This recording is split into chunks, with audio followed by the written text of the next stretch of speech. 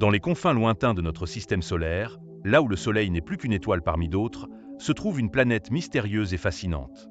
Un monde d'azur, baigné dans l'obscurité et les vents les plus violents de notre système. Bienvenue dans l'univers de Neptune, la 8e et dernière planète de notre système solaire. Au cours de ce voyage, nous allons explorer les merveilles et les secrets de cette géante glacée. Des tempêtes gigantesques aux anneaux subtils, Neptune cache des trésors scientifiques qui continuent de nous étonner. Rejoignez-nous pour une plongée dans l'inconnu, où chaque découverte nous rapproche un peu plus de l'immensité de l'univers. Dans les vastes étendues de notre système solaire, Neptune trône en tant que 8e et dernière planète, située à des millions de kilomètres de la Terre.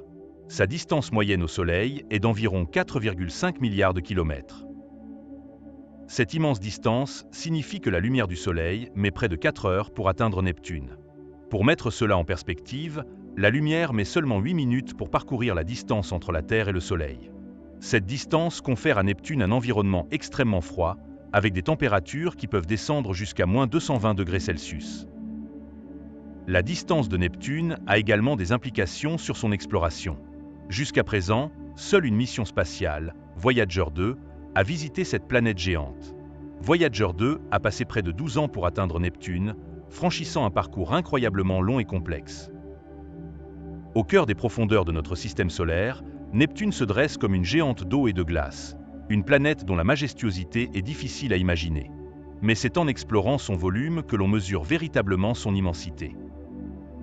Neptune est la 4e plus grande planète de notre système solaire en termes de diamètre, mais c'est sa masse et son volume qui en font une force incontestable. Neptune pourrait contenir plus de 57 terres. Pour mettre cela en perspective, imaginez la Terre comme une petite pomme. Neptune, dans ce cas, serait un immense ballon de plage, capable de contenir plus de 57 pommes à l'intérieur. Cette énorme capacité est due à la composition principalement gazeuse de Neptune, composée d'hydrogène, d'hélium et de traces d'eau, de méthane et d'ammoniac. La structure interne de Neptune est également fascinante. Sous son atmosphère dense et ses nuages de méthane, on trouve une couche d'hydrogène et d'hélium liquide, suivie d'une couche de glace et enfin d'un noyau rocheux. Ce noyau, bien que relativement petit par rapport à la taille totale de la planète, est crucial pour comprendre les dynamiques internes de Neptune. Le volume de Neptune ne se limite pas à sa simple grandeur. Il est un témoignage de la complexité et de la diversité de notre système solaire. Chaque couche, chaque molécule et chaque particule de cette géante glacée contribue à sa beauté et à son mystère. Dans les confins lointains de notre système solaire, Neptune se dresse comme une géante d'eau et de glace, une planète dont la puissance gravitationnelle est aussi impressionnante qu'invisible. Pour comprendre la gravité sur Neptune, il faut plonger dans les profondeurs de cette planète mystérieuse. La gravité sur Neptune est environ 1,14 fois plus forte que celle de la Terre. Cela signifie que si vous étiez en mesure de vous tenir sur la surface de Neptune, vous ressentiriez une force gravitationnelle légèrement plus intense que sur Terre. Un objet pesant 100 kg sur Terre pèserait environ 114 kg sur Neptune. Cette gravité supérieure a des implications significatives sur l'atmosphère et la structure interne de Neptune. La pression atmosphérique à la surface de Neptune est extrêmement élevée, beaucoup plus que ce que nous connaissons sur Terre. À mesure que l'on descend dans l'atmosphère, la pression augmente considérablement, atteignant des niveaux qui peuvent comprimer les gaz et les transformer en état liquide ou même solide. La pression gravitationnelle joue un rôle crucial dans les phénomènes météorologiques de Neptune. Les tempêtes géantes, comme la Grande Tache Noire, sont alimentées par ces forces gravitationnelles et par les différences de température à différentes altitudes. Ces tempêtes peuvent atteindre des vitesses de vent supérieures à 2000 km/h, faisant de Neptune la planète aux vents les plus violents de notre système solaire. Sous l'atmosphère, la pression gravitationnelle continue d'augmenter, atteignant des valeurs incroyables dans les couches internes de la planète. Cette pression intense contribue à la formation de couches de glace et de roches denses qui entourent un noyau rocheux. La pression à ce niveau est si élevée qu'elle peut atteindre des millions de fois la pression atmosphérique terrestre au niveau de la mer. La pression gravitationnelle sur Neptune est un témoignage de la puissance et de la complexité de cette géante glacée. Chaque couche, chaque nuage et chaque particule de Neptune est soumise à ces forces invisibles qui façonnent son apparence et son comportement. Neptune est une planète dont la composition est à la fois complexe et fascinante. Pour comprendre ce monde lointain, il est essentiel de plonger dans ses couches internes et externes. Sa composition est principalement gazeuse, avec une atmosphère riche en hydrogène et en hélium, semblable à celle de Jupiter et de Saturne. Cependant, Neptune se distingue par des traces importantes de méthane qui lui confèrent sa couleur bleue caractéristique. La couche supérieure de l'atmosphère de Neptune est dominée par l'hydrogène et l'hélium, avec environ 1,9% de méthane. Le méthane absorbe la lumière rouge, laissant passer la lumière bleue, ce qui donne à Neptune sa teinte azur unique. En plus du méthane, des traces de gaz telles que l'ammoniac et l'eau sont également présentes. En descendant plus profondément dans l'atmosphère, la pression et la température augmentent considérablement. À ces niveaux, l'hydrogène et l'hélium commencent à se comporter comme des fluides supercritiques, formant une couche intermédiaire entre l'atmosphère et le manteau. Cette couche est riche en eau, en méthane et en ammoniac, qui se transforment en glace sous l'effet de la pression. Sous cette couche, on trouve le manteau de Neptune, une région dense et chaude composée principalement d'eau, de méthane et d'ammoniac sous forme de glace. Cette zone, souvent appelée océan de glace, est soumise à des pressions et des températures extrêmes, ce qui peut provoquer des phénomènes uniques, tels que l'existence d'eau liquide sous forme de jet. Au cœur de Neptune se trouve un noyau rocheux.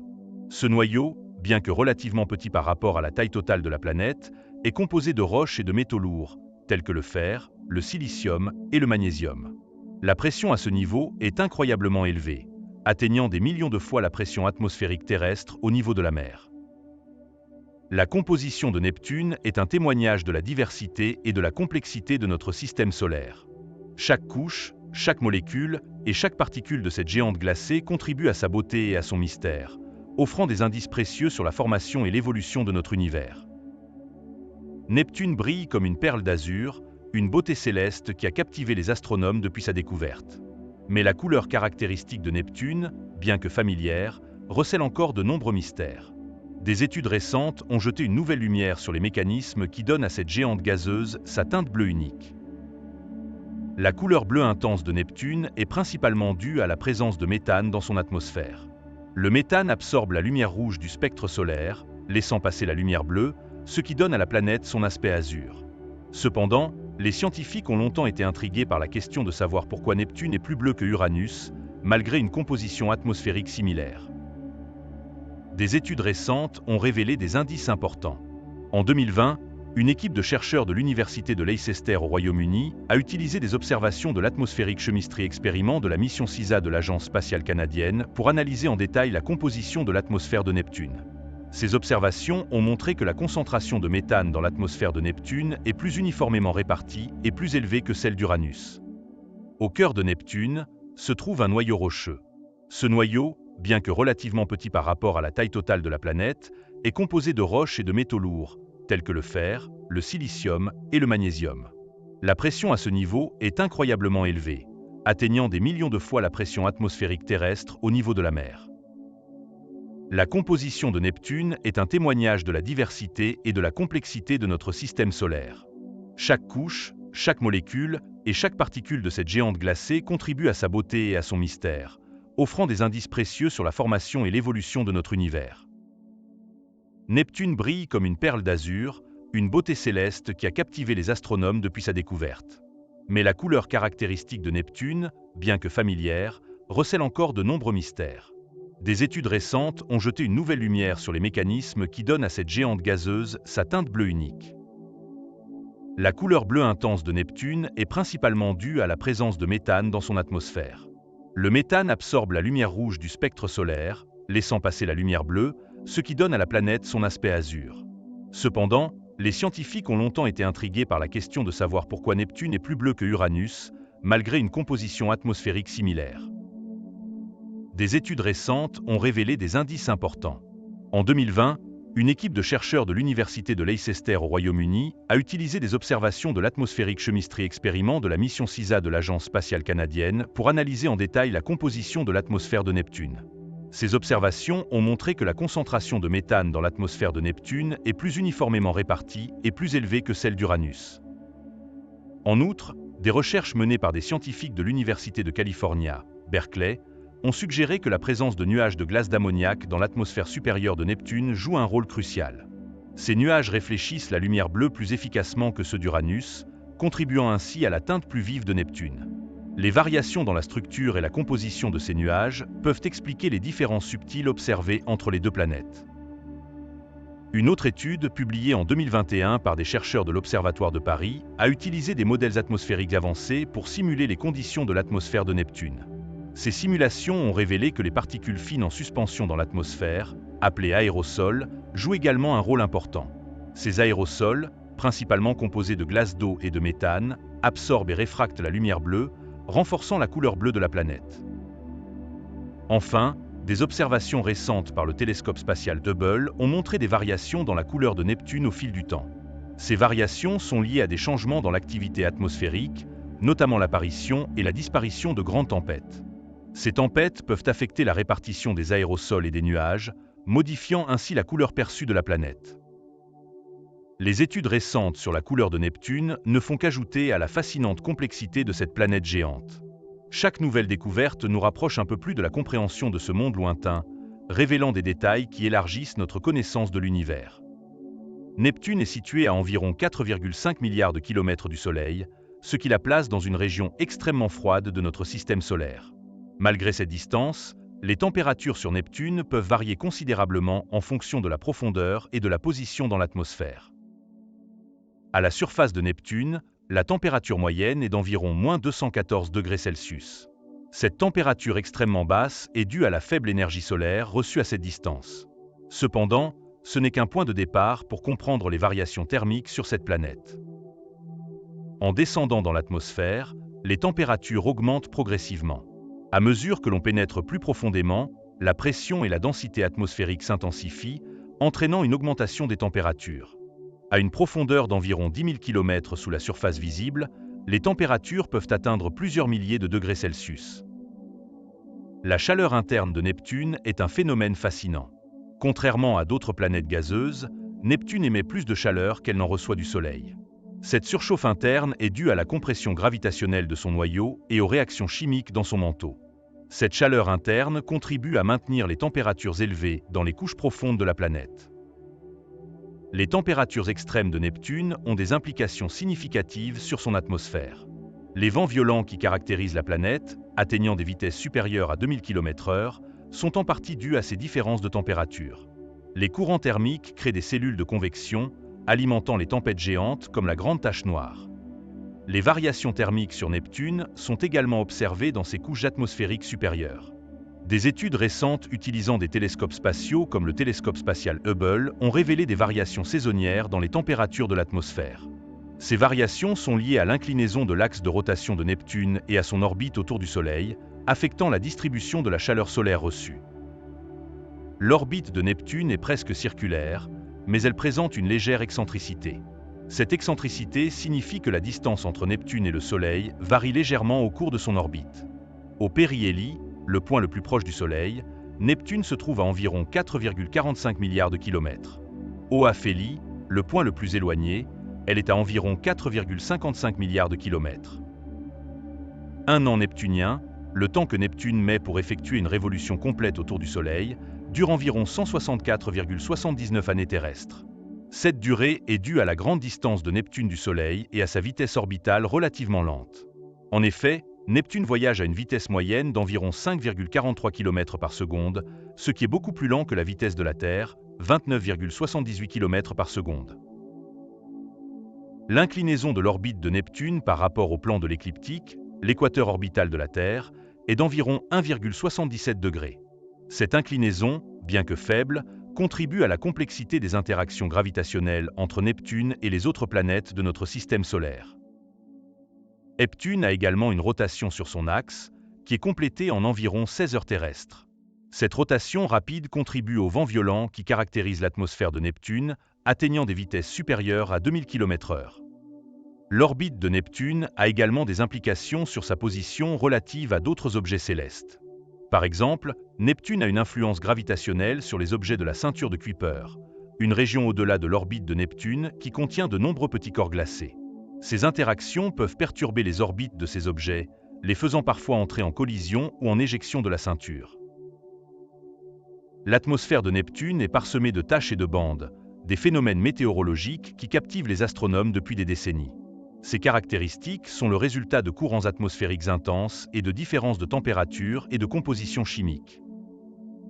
Les bandes de Neptune sont des bandes de nuages parallèles à l'équateur de la planète. Ces bandes sont principalement composées de méthane, d'hydrogène et d'hélium, avec des traces d'ammoniac et d'eau. Les bandes plus claires, appelées zones, sont généralement plus froides et contiennent plus de nuages d'ammoniac. Les bandes plus sombres, appelées ceintures, sont plus chaudes et contiennent moins de nuages, laissant apparaître des couches plus profondes de l'atmosphère. Les taches sur Neptune sont des tempêtes atmosphériques, similaires aux taches de Jupiter, mais avec des caractéristiques uniques. La plus célèbre de ces taches est la Grande Tache Noire, découverte par la sonde Voyager 2 en 1989. Cette tempête géante, comparable en taille à la Terre, se caractérise par des vents extrêmement violents, atteignant des vitesses supérieures à 2000 km/h. La Grande Tache Noire a disparu en 1994, mais d'autres tempêtes similaires ont été observées depuis. Les taches sur Neptune sont le résultat de différences de température et de pression dans l'atmosphère. Ces différences créent des cellules de convection, où l'air chaud monte et l'air froid descend, formant des tourbillons et des tempêtes. La rotation rapide de Neptune, qui tourne sur son axe en environ 16 heures, amplifie ces phénomènes, créant des vents violents et des tempêtes spectaculaires. Les observations récentes par le télescope spatial Hubble ont révélé des taches et des bandes en constante évolution. En 2018, une nouvelle tache sombre a été découverte dans l'hémisphère nord de Neptune, accompagnée d'une tempête anticyclonique. Cette tache, plus petite que la Grande Tache Noire, a montré des signes de dissipation et de réformation, soulignant la dynamique atmosphérique complexe de la planète. Les taches et les bandes de Neptune sont également influencées par la présence de nuages d'ammoniac et de méthane. Ces nuages peuvent varier en altitude et en composition, affectant l'apparence des bandes et des taches. Les variations saisonnières et les interactions gravitationnelles avec les lunes de Neptune, comme Triton, peuvent également influencer ces phénomènes atmosphériques. Neptune possède 14 lunes connues à ce jour, bien que la plupart soient relativement petites et peu étudiées. Ces lunes varient considérablement en taille, en composition et en orbite, offrant un aperçu de la diversité de notre système solaire. La plus grande et la plus célèbre des lunes de Neptune est Triton. Découverte en 1846 par l'astronome britannique William Lassell, Triton est la seule lune de Neptune de taille significative. Avec un diamètre de 2700 km, elle est plus grande que la planète naine Pluton. Triton est unique en ce qu'elle orbite dans le sens rétrograde, c'est-à-dire dans le sens opposé à la rotation de Neptune. Cette caractéristique suggère que Triton pourrait être un objet capturé de la ceinture de Kuiper. La surface de Triton est couverte de geysers de gaz et de glace, principalement composés de méthane et d'azote. Ces geysers témoignent de l'activité géologique de Triton, malgré sa position lointaine dans le système solaire. Les observations de la sonde Voyager 2 en 1989 ont révélé des plaines de glace d'azote, des calottes polaires de méthane et des montagnes de glace d'eau, faisant de Triton l'une des lunes les plus fascinantes de notre système solaire. Nereid, la deuxième plus grande lune de Neptune, est connue pour son orbite extrêmement elliptique. Découverte en 1949 par l'astronome Gerard Kuiper, Nereid peut se trouver à une distance variant de 1,35 million à 9,65 millions de kilomètres de Neptune. Cette orbite bizarre suggère que Nereid a subi des perturbations gravitationnelles au cours de son histoire. Parmi les autres lunes de Neptune, on trouve Proteux, la plus grande des lunes intérieures. Découverte par la sonde Voyager 2 en 1989, Proteux a un diamètre de 420 km et orbite relativement près de Neptune. Sa surface est marquée par de nombreux cratères, témoignant des impacts de météorites au cours de son histoire. Les lunes intérieures de Neptune, comme Naïade, Thalassa, Despina et Galatea, sont relativement petites et ont des orbites proches de la planète. Ces lunes sont principalement composées de glace et de roches, et leur surface est souvent marquée par des cratères et des failles. Galatea, en particulier, est connue pour son influence sur les anneaux de Neptune, qu'elle aide à maintenir en place.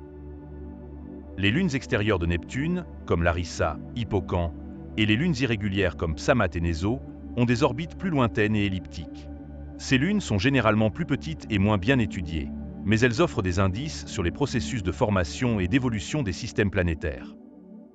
Neptune ne se contente pas d'être une géante gazeuse majestueuse. Elle est également entourée d'un système d'anneaux fascinants.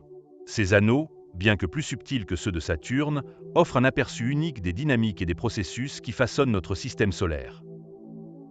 Les anneaux de Neptune ont été découverts en 1984 lors d'une occultation stellaire, un phénomène où Neptune passe devant une étoile, permettant aux astronomes de détecter des variations subtiles dans la lumière. Cependant, c'est la mission Voyager 2 en 1989 qui a fourni les premières images détaillées de ces anneaux, révélant leur structure complexe.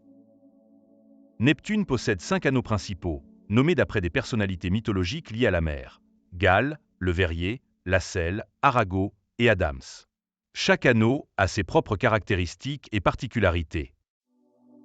Le plus proche de Neptune est l'anneau Gale, nommé en l'honneur de l'astronome Johann Gale, qui a été le premier à observer Neptune. Gale est un anneau très fin et sombre, principalement composé de particules de glace et de poussière.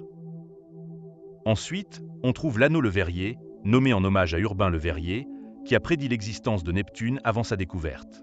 L'anneau Le Verrier est plus large et plus lumineux que Gale, avec une largeur de 110 km et une densité de particules plus élevée. L'anneau Lasselle, nommé en l'honneur de William Lassell, découvreur de Triton, est situé entre les anneaux Le Verrier et Arago.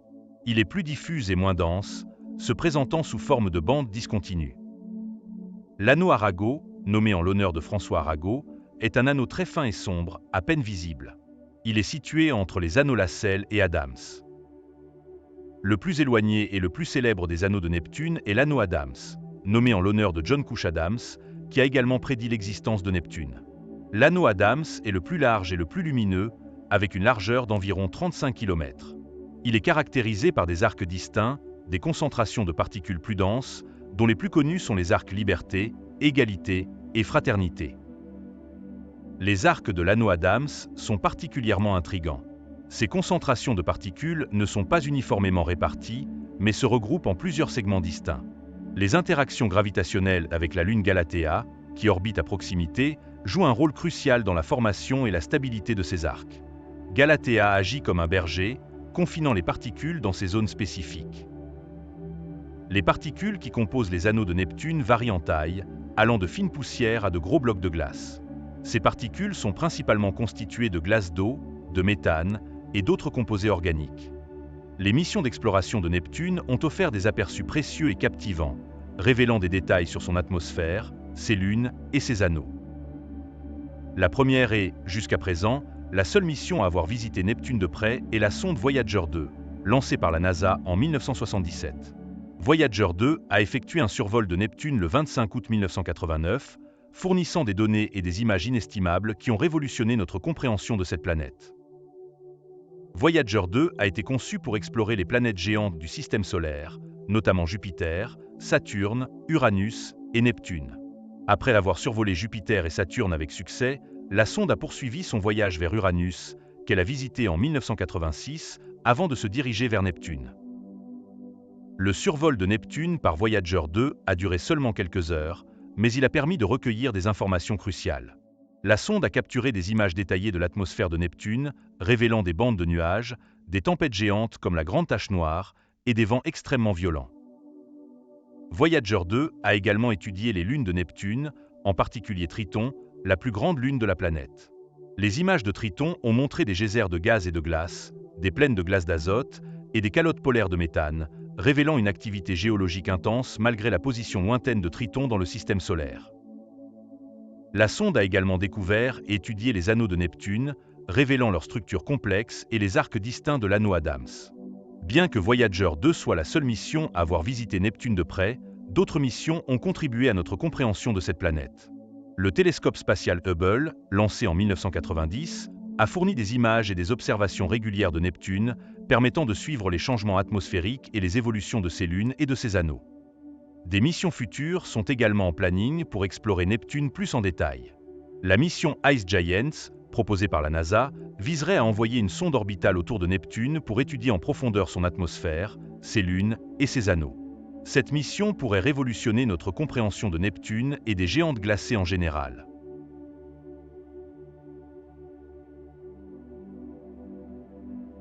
Merci d'avoir visionné ce documentaire. Si vous avez aimé ce voyage et son histoire, pensez à vous abonner pour ne pas manquer les futurs documentaires à paraître.